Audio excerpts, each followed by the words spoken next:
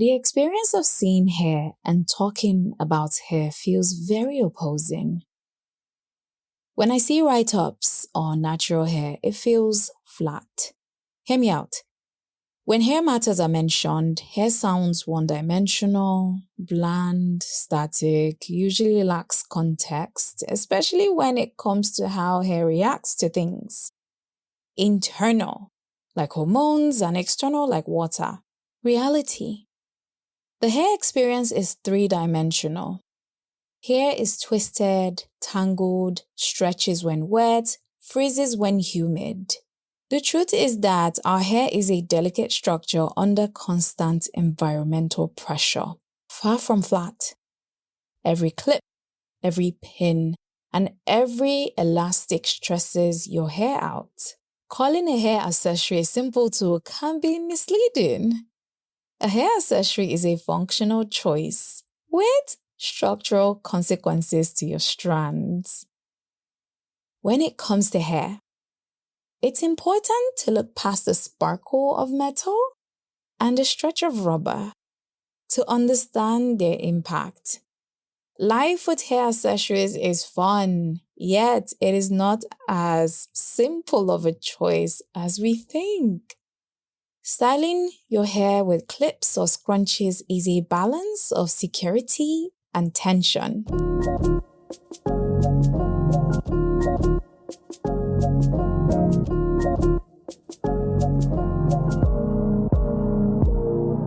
Hi, and welcome to Unraveling the Knots, your go-to podcasts on all things natural hair. I'm your host, Ganiat. I'm a beautypreneur, natural hair lover, and project manager. To our dear returning listeners, aka the UTK tribe, you guys are truly amazing. Thank you for tuning in weekly.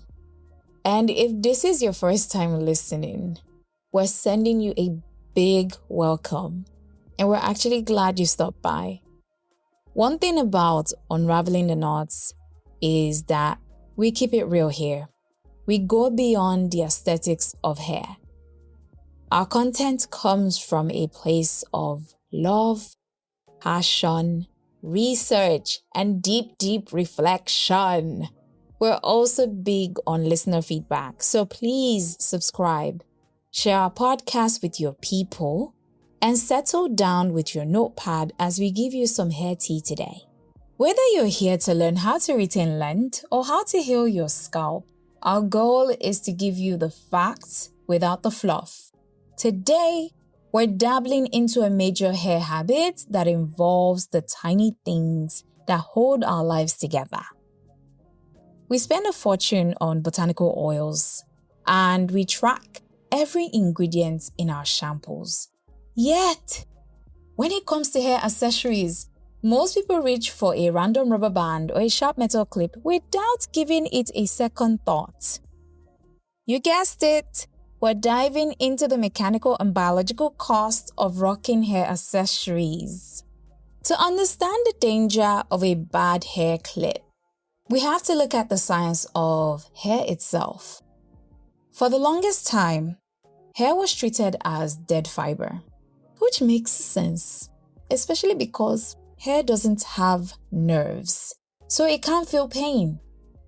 So the chip, the squeeze, the cut, the scrape on your strands was not seen as a priority in the world of science.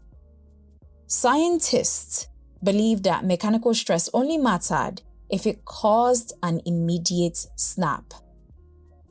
Things are changing though.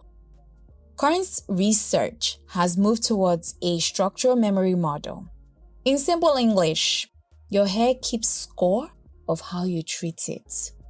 Thanks to a 2010 study in the Journal of Cosmetic Dermatology, we actually now know that hair has elasticity. But it also has a breaking point that starts long before the strand actually snaps. When you apply a tight accessory to your hair, you're actually creating fractures in the most outer layer of your hair, which is the cuticle. It is not visible, but trust, It is happening at a microscopic level. Recent studies in the world of trichology also show that constant pressure from accessories actually causes fatigue in the hair shaft.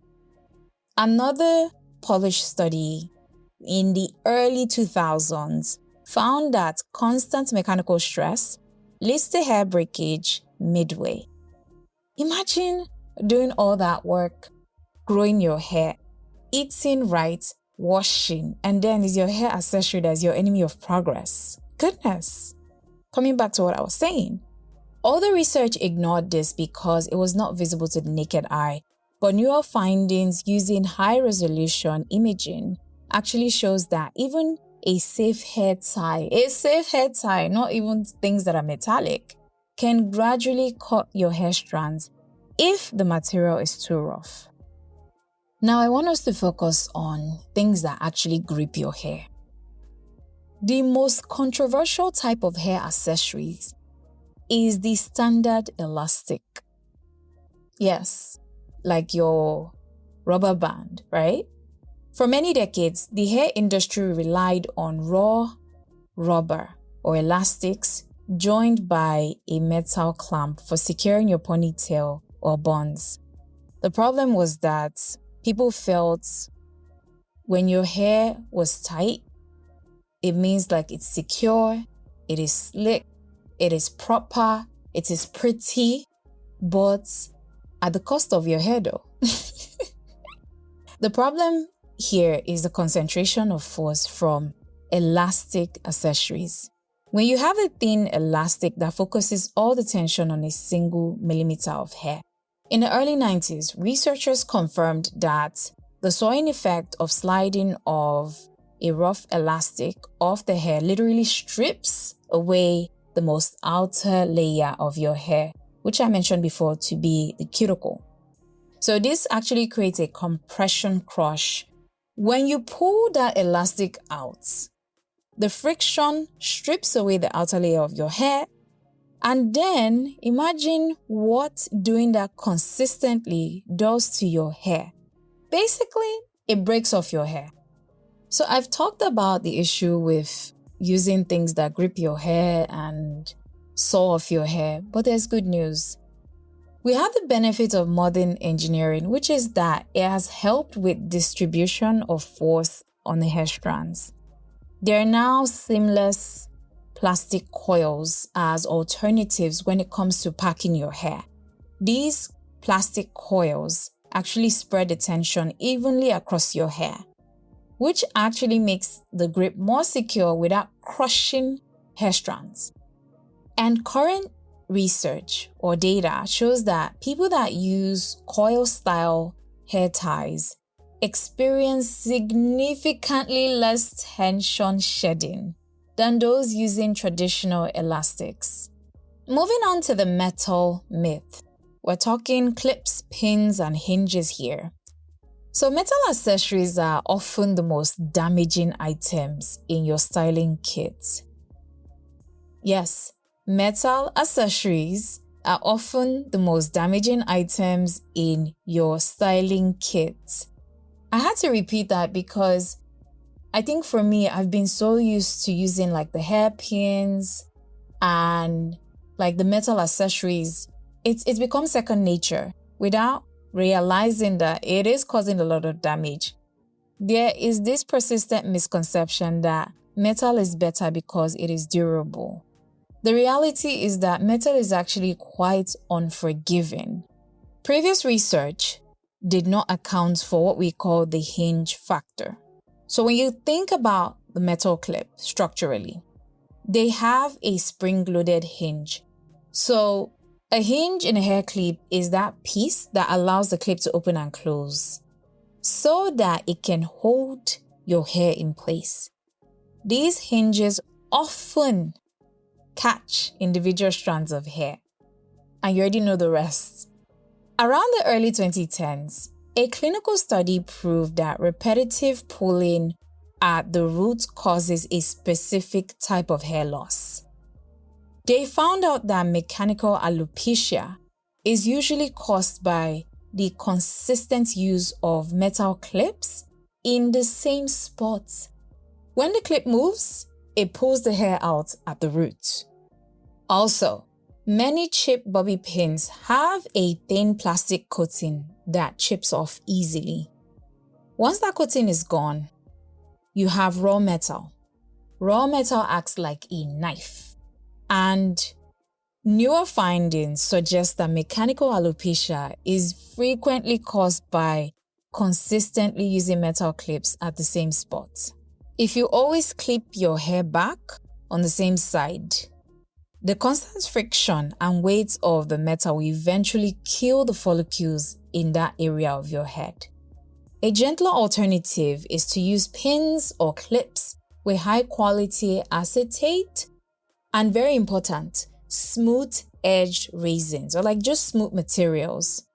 These materials actually have a give that metal lacks. It's more forgiving technically than metal. So now, another very popular type of accessories is the fabric option. The biggest shift in accessory science involves the surface of our fabrics. We used to think that any fabric-covered hair tie was safe. Now we know better. So when you have your cotton-covered elastics, that's actually a hair hazard. Cotton is a high-friction, high-absorbing fiber. And from research into textile friction published by the Journal of Cosmetic Science, they show that cotton can pull natural lipids away from your hair shaft. This leaves the hair brittle and prone to breakage. So now, satin and silk, which I'm sure we've probably heard a lot these days, are the new form of hair ties. These materials have a low friction coefficient. The coefficient of friction is how smoothly hair strands can slide against each other or other surfaces. The hair slides across a silk or satin surface so easily instead of causing it to break or snag. This is why the scrunchie is very popular. And no, it's not because it's a retro fashion choice. The extra fabric acts as a shock absorber, and it helps prevent the tie from cutting into the hair like a wire or rubber. It prevents the hair tie from cutting into the hair like a wire or rubber.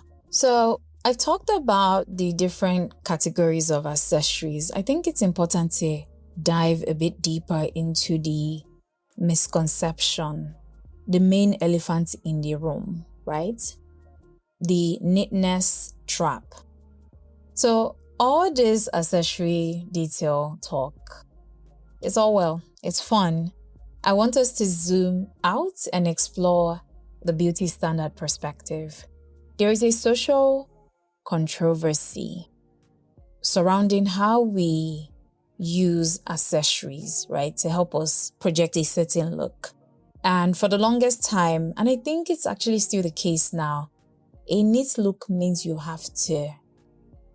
things have to be tight. Your hair has to look tight, right? It has to be a slicked back ponytail or a super rigid bun. This is where fashion meets physical harm. The idea that a style must be painful to be cute is a problematic myth. Beauty is not pain, guys. Beauty is not pain. Beauty is not pain.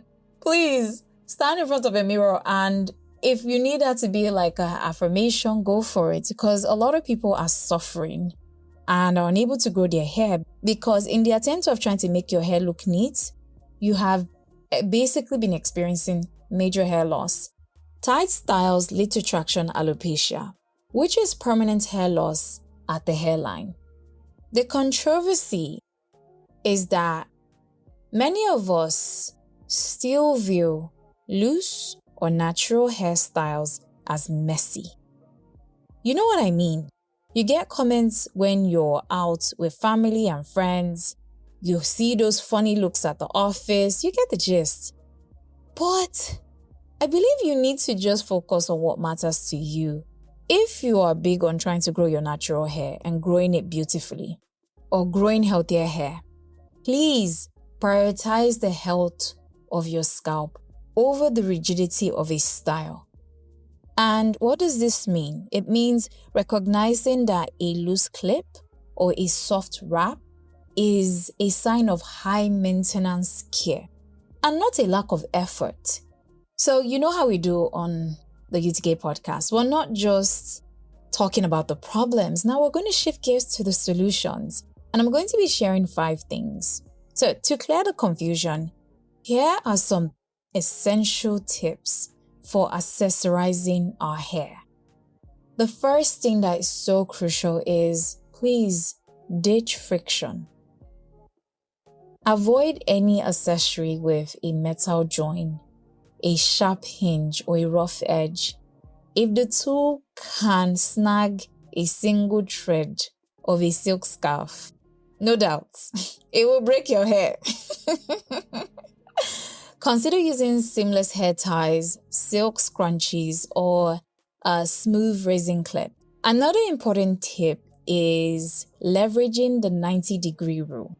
Avoid styling your hair so tight that it changes the angle of your eyebrows or makes your scalp feel numb. If you feel a pull, you are causing damage. Try to aim for a grip that is firm, but also allows your scalp to move. And I really like this next tip. Rotate much. And what does that mean? Never wear the same style twice in a row. If you always wear a high ponytail, you are stressing the same hair follicles every day. So rotate between high, low, or even consider like side styles to give your scalp a rest. And when it comes to winding down, our 4th tip is so important. We have accessories for the day, but at night time, your hair also needs at least 8 hours of zero tension. So avoid sleeping in a hair tie or hard clip. And if you must keep your hair back, please use a very loose silk scrunchie or silk bonnet. And finally and importantly, the final tip here, upgrade your slip. I think it's important if you can to swap every covered elastic for silk or satin. Any hair tie that has like cotton, try to trade them for silk or satin. This one change can reduce your daily breakage by up to 50%. And how do silk and satin hair accessories help with this? They do this by preserving the moisture of your hair and protecting the hair cuticles. So in trying to wind down all this talk about accessories and accessorizing your hair, if there's anything you should take away from today's episode, it is that your hair is keeping scores of how you handle it. Every clip you expose your hair to leaves a mark. We often focus on buying products to meet our hair goals, while at the same time, unfortunately, undoing our progress with hair accessories every single morning. I'm sorry I'm laughing, but I'm not trying to laugh at people. I'm laughing at the situation because I've been there too. I've been there, trust me. I've made the worst choices or options. I've made the worst choices or selections when it came to accessorizing my hair. But I'm learning to do better in this regard. The choice of how to secure your hair is not just about the mirror. It is about the long-term health of our edges and our strands. We are the architect of our hair's environment. We can treat our hair like a sanctuary or a cage. Truth is, our hair is an asset, and we need to start treating it as such. That's all for today's episode of Unraveling the Knots. So guys, what's your experience with hair accessories? Have they been helpful or harmful to your hair goals? Do you use clips and hair ties? Will you be ditching them? We want to know. Check the show notes for our guide on identifying safe materials and links to the studies highlighted in this episode. Send an email to utkinhair@gmail.com. DM us at UTK Podcast. And if you're ready to elevate your hair routine and invest in products that actually nourish, check out our science-backed natural formulas at www.aydara.naturals.com. Aydara is spelled as Eydara. Naturals, Naturals. One more thing. Please rate us and continue to share this podcast with others. Thank you. Ganiat signing out. Catch you on the next episode of Unraveling the Knots.